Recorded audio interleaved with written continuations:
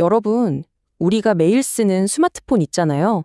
그 안에 아주 오랫동안 아무도 모르게 숨어 있던 정말 위험한 결함이 도사리고 있다면 어떨 것 같으세요?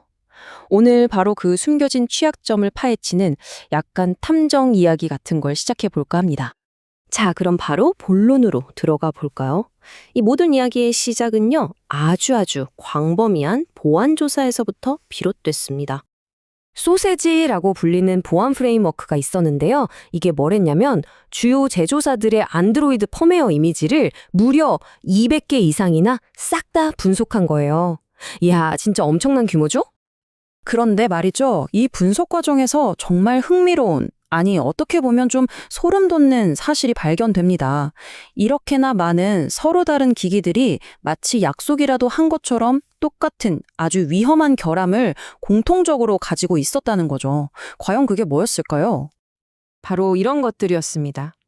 갑자기 앱이 관리자 권한을 탈취해버리는 권한 상승, 멀쩡하던 폰을 그냥 먹통으로 만들어버리는 서비스 거부 공격, 그리고 특히 퀄컴이나 삼성 기기에서 발견된 아주 심각한 취약점들이었죠. 알고 보니 이 모든 문제의 배후에는 불완전하게 만들어진 시스템 데몬이라는 녀석이 있었어요.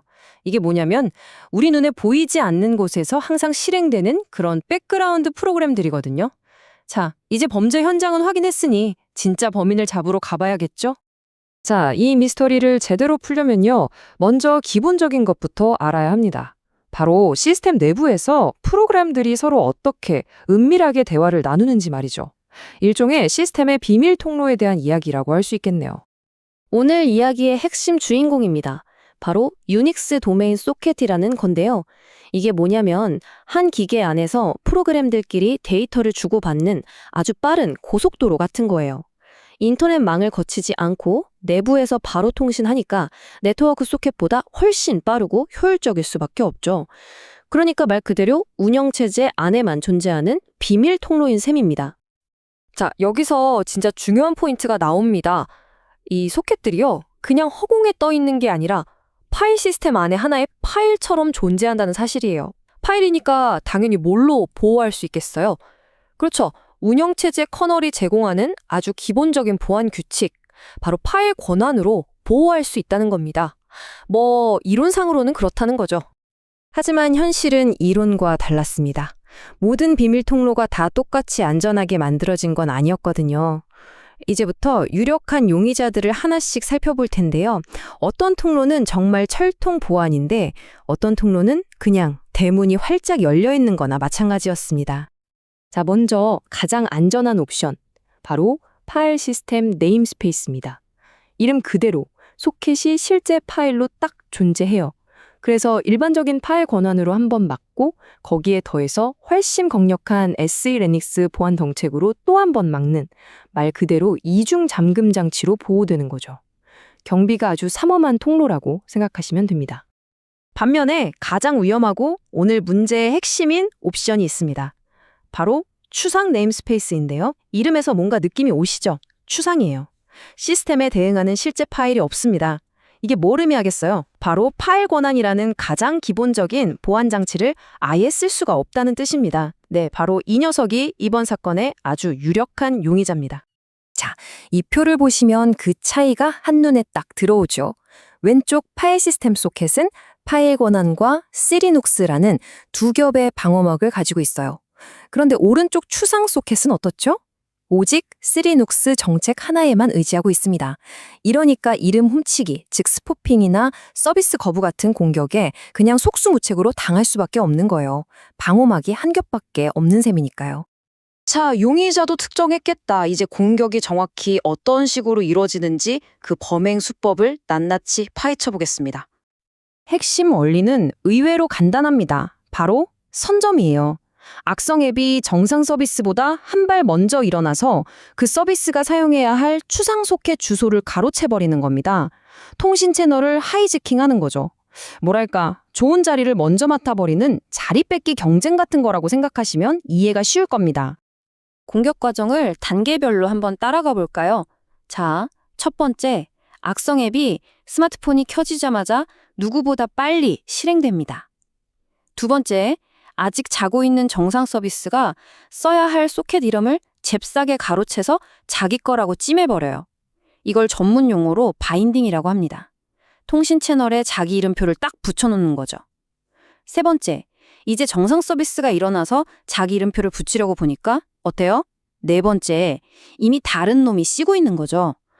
이름이 이미 사용 중입니다 라는 메시지와 함께 실패합니다.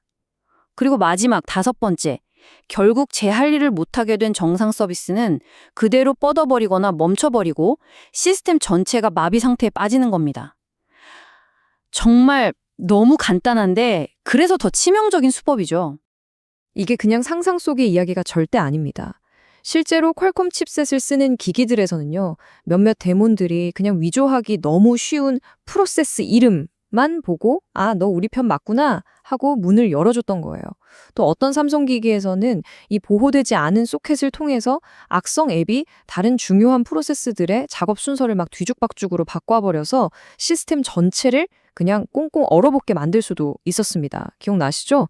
우리가 맨 처음에 봤던 그 범죄 현장의 증거들이 바로 이 공격 수법과 정확하게 일치하는 겁니다. 자, 지금까지 문제점만 계속 이야기했더니 좀 답답하셨죠?